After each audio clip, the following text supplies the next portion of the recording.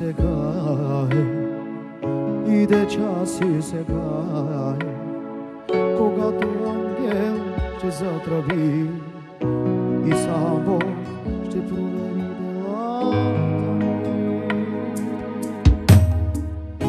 Иде ден и сега иде час и сега Исус ще дойде от небеса внезапно като крадеца.